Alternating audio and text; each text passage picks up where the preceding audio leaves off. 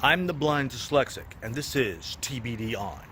The reason why I'm filming in this way opposed to the other way is I'm going to be trying out a new editing software, and I haven't yet gotten the watermark removed. So when I last saw it, it was like taking up like this much of my face. So I'm seeing if this helps. But nonetheless, this is TBD on. And I'm going to be discussing on how Journey to the Center of the TARDIS, or otherwise known as toilet. Oops, who said that? That damn Beetlejuice. How it could have gone a different way. Plus, something extra too. Stay tuned.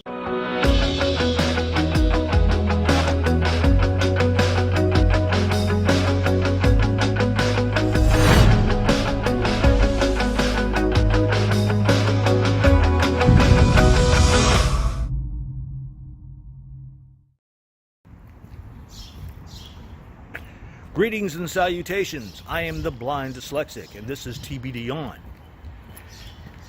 I'm going to leave a link down below on all the on the original episode of the 11th Doctor's adventure, Journey to the Center of the TARDIS. So that way I don't use up too much of my airtime. But nonetheless, here we go.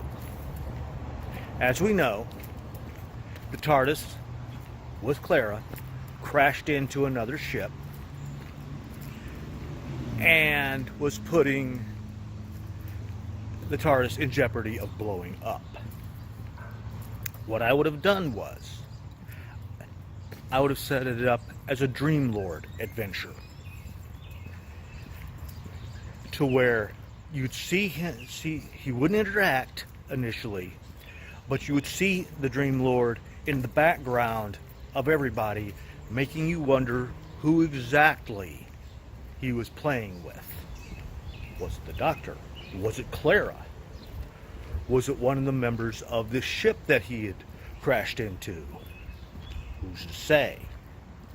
But nonetheless, you would also hear this unintangible voice of, "Wake up, wake up," throughout this episode as well. And just like in the original, there would be plot points setting up to the Clara finding out the Doctor's name and all that. But still, there in the background, in everybody, would be the Dream Lord, constantly making you wonder, who exactly is he playing with, and what, pray tell, is his plan? But in the end, while everybody's running along that gangway where the black hole was in the background, the Dream Lord would basically finally reveal who he was going after, which was the Doctor. And everyone, even with the exception of the Doctor, in other words, everyone, Dream Lord as well as Clara, would get turned into one of those nightmarish creatures. And the Doctor would have rushed back to the TARDIS control room to try to still prevent the TARDIS from going up in flames. Those nightmarish creatures would be phasing through the door.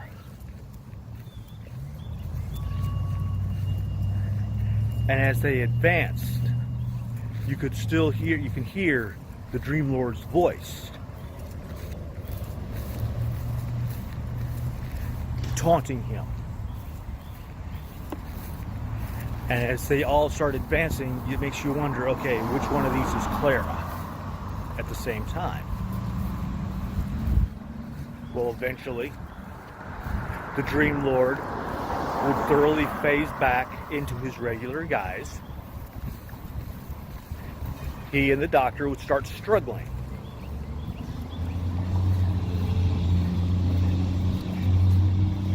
And the next moment, the doctor would turn his head for some reason, but yet when he looks back, he finds that not only is he laying on the ground of the ship that they had crashed into, but his jaw is hurting, and he can't understand why.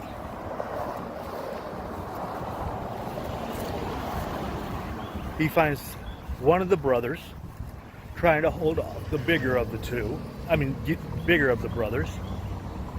And when Clara's name comes into play, he looks over and finds another of the brothers between he and Clara. He would find another of the brothers between he and Clara. Not only would she have a sign of fear just chiseled across her face, but she would be rubbing her throat at the same time.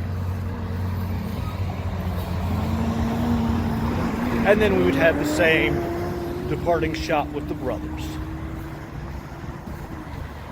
But in the end, that is how I would have done Journey to the Center of the TARDIS. Please stay tuned. There is something very awesome I'm about to say as well. I did have another idea of how Clara could have been the one, and I came up with this idea while I was at work, the one that you just heard. And by the time I got to the food court, that idea just disappeared. You know how it is. You can remember song lyrics from years on by, but you walk into a room and you forget why the reason you were there. Now, I tried incorporating this idea into Journey, and just couldn't do it. No matter how I twisted it, just could not get it to fit. So this is a separate storyline altogether. Clara gets it into her head that the doctor is attempting to kill her for finding out the true reasons for him leaving Gallifrey. Either he or his granddaughter had committed an act of genocide, and before being apprehended, they left. All through the episode, you see her just gravely in fear, trying to do her best to stay away from him. And you know how in multiplayer games you've got like a split screen in some way, shape, and form? When it's only her point of view, nowhere else in the episode, only when we want to stress her point of view would it be set up as that split screen type of thing.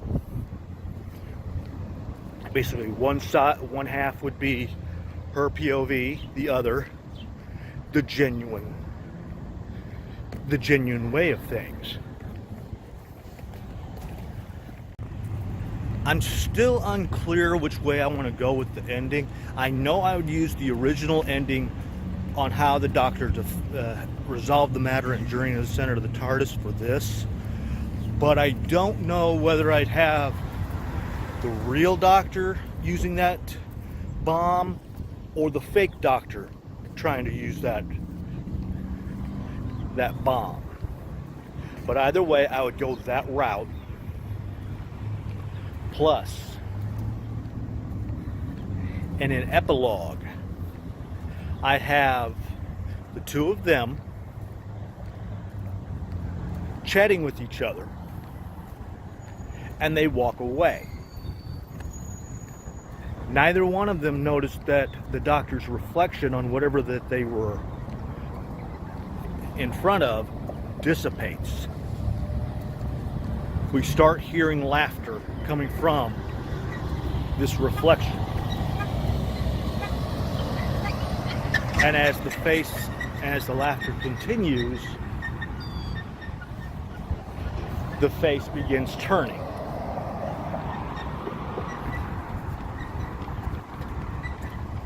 And as it finally gets basically turned to a profile view, we can see that it's in reality either the Dream Lord, the Valued, or the Black Guardian. Thank you for watching TBD On. I am your host, the Blind Dyslexic. I hope you enjoyed this and other Blind Dyslexic vlogs. I do walkabouts as well as I do these. Please hit the subscribe button and the thumbs up button to let us all know how you're enjoying yourselves. I'm your Blind Dyslexic. Ciao for now.